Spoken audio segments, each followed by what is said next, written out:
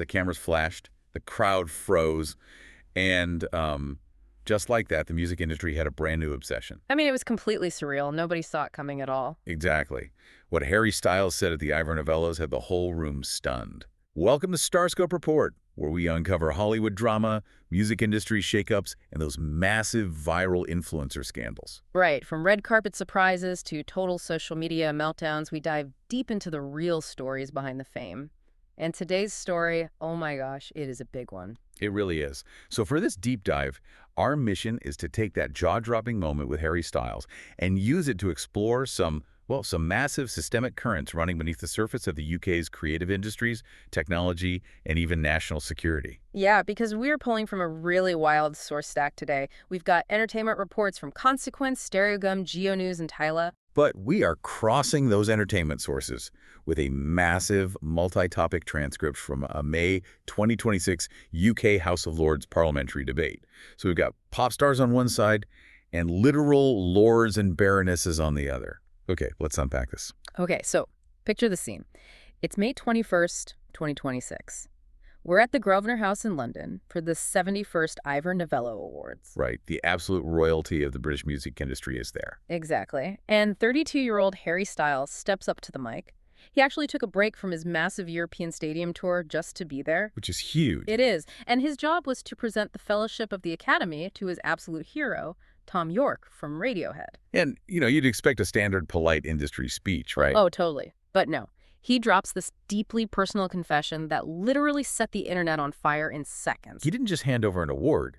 He went into the actual mechanics of how Radiohead shaped him. Like he said, the sonic structure of their 1997 track, Exit Music, was the direct inspiration for his massive hit, Watermelon Sugar. Which is fascinating on its own, but that wasn't the headline. no, the headline, the moment the entire room gasped and then just roared with laughter, was when Harry admitted to losing his virginity to the Radiohead song Talk Show host. I still cannot believe he said that on a live stage. I know, and then he immediately had to backtrack and clarify that it was actually just to the intro of the song. Which is, 10 seconds long? Literally 10 seconds. It is just such a funny, humanizing detail from someone who is usually so guarded. Right. And the contrast there is just amazing. You have Harry Styles, this shiny global pop idol, honoring Thom Yorke, who's basically the, angry prophet of alt-rock. And Yorke didn't hold back either. His acceptance speech was pure fire. According to Stereogum, he looked right at the music executives in the room and said, "Just remember, without us, you ain't shit."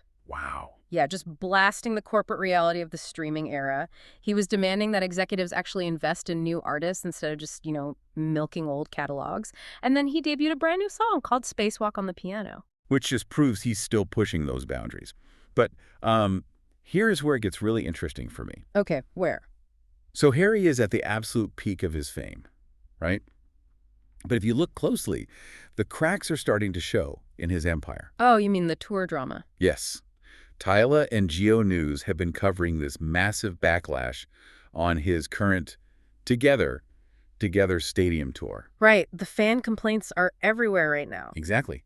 Fans are paying for barricade tickets, but they are saying they physically cannot see the main stage because the massive VIP infrastructure is totally blocking their sightlines. It's like the industrial scale of the tour is ruining the actual human experience. Yeah. And the music itself is getting heavily criticized. He just dropped a new single, Aperture, from his upcoming album, Kiss All the Time. Disco, occasionally. It's that heavy techno track, right? Yeah, it's EDM.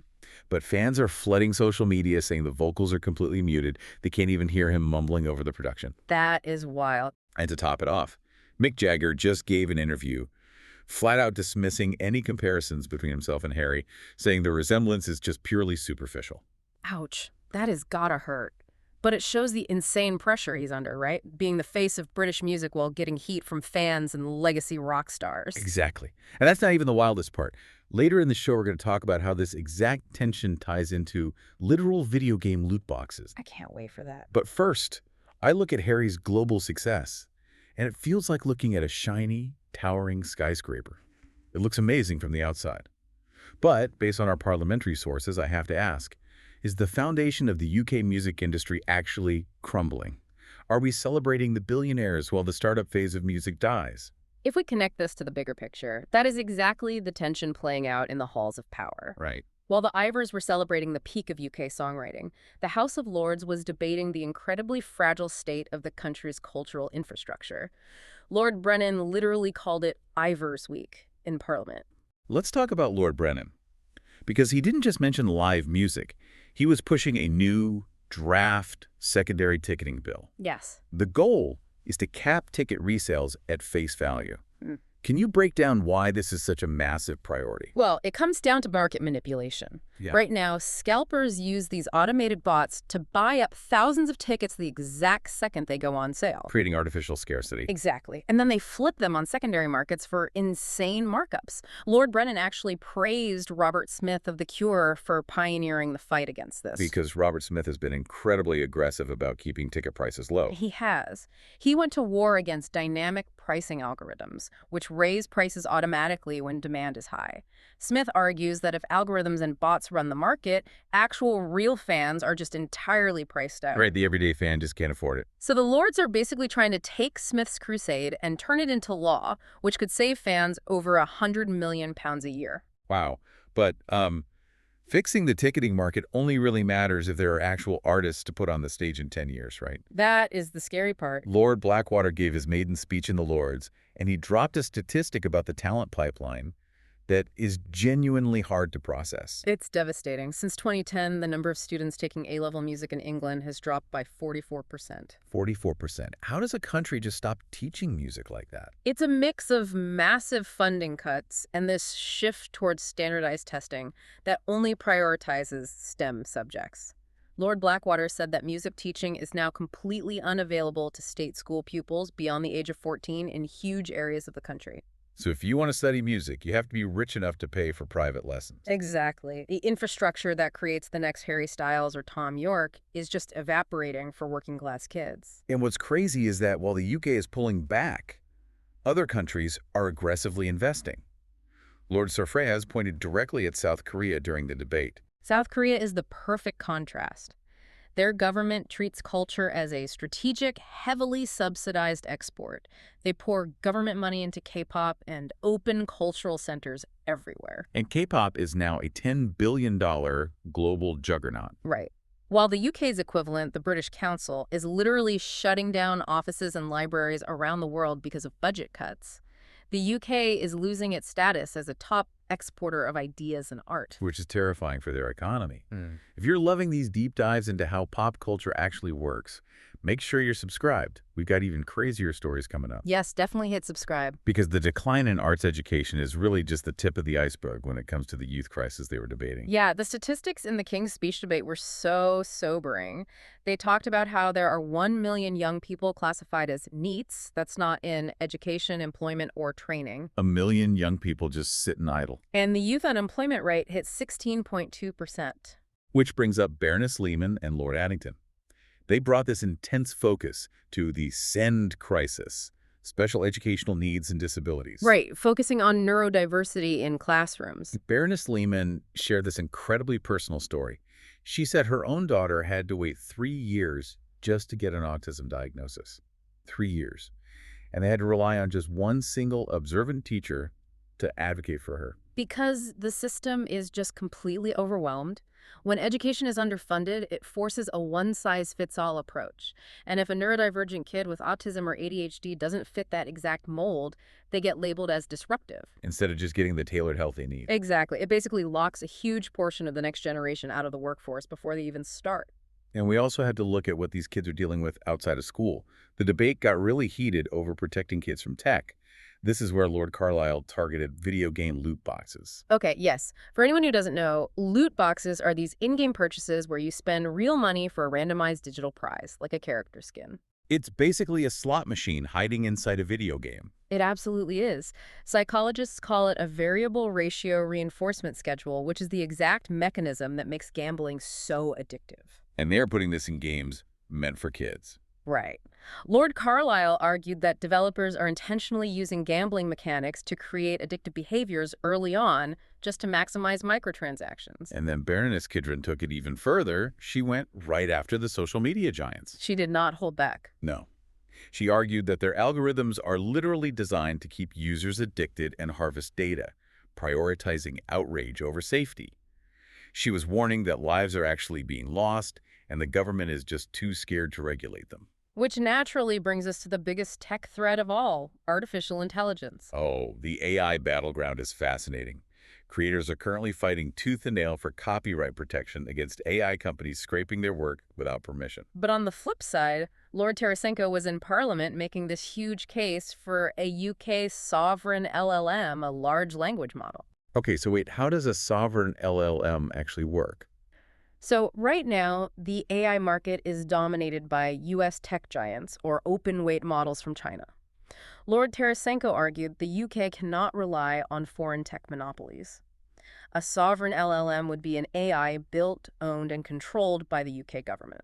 Meaning they could trade it securely on, like, NHS medical data or the UK school curriculum? Exactly, without the security risk of sending private health data to a server in California. Okay, but here is my question. If we are trusting AI to educate our kids and analyze our hospitals, who is actually regulating the AI? That is the million-dollar question. Right, multiple lords pointed out the complete absence of a comprehensive AI bill in the government's agenda. We are rushing headfirst into this tech, but the legal guardrails just aren't there. And that lack of governance is such a huge issue because a country's culture and technology can only thrive if its foundation, like its national security and its environment, is actually stable. Okay, and just to be super clear here, as we dive into this next part, we are impartially reporting the facts of this parliamentary debate. Right, absolutely. We do not endorse any specific political viewpoints on this show. We're just reporting what was discussed in the source material. Exactly. So, looking at national security, the debate spent a lot of time on the Northern Ireland Troubles Legacy Act. Yes. The Supreme Court just handed down the Dillon judgment, which totally struck down the conditional immunity scheme for terrorists and veterans. And the court ruled that the scheme was incompatible with the European Convention on Human Rights. As well as Article 2 of the Windsor Framework, which is supposed to protect human rights aligned with the Good Friday Agreement. So now the government is forced back to the drawing board to find a way to get truth and reconciliation for victims' families without violating international law. It's incredibly complex. And we see that same struggle for stability in the climate debate. Parliament is pushing a new energy independence bill to get away from volatile fossil fuels. And they actually took a moment to celebrate Sir David Attenborough's 100th birthday, I know, amazing. using it as a catalyst to push for climate awareness. But to power all this, especially the massive AI data centers we just talked about, they need reliable power. So there is a huge push for nuclear SMRs, small modular reactors, at the Wylfa site in Wales. Because unlike traditional nuclear plants that take decades to build, SMRs are built in factories and assembled on-site. They provide that constant clean energy baseline. But the green transition is messy. They brought up the Drax biomass plant, which gets £500 million in green subsidies for burning wood pellets. Yeah, the theory is that planting new trees absorbs the carbon released by burning the pellets, creating a neutral loop. But a conservative baroness pointed out that Drax is actually emitting over 13 million tons of carbon annually, making it one of the biggest polluters.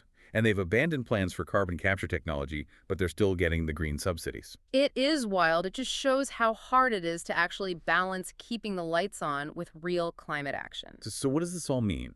We started this deep dive talking about Harry Styles stunning a room of music executives, and we ended up on nuclear reactors and international peace treaties. It means it's all connected. You can't separate the pop star from the power grid.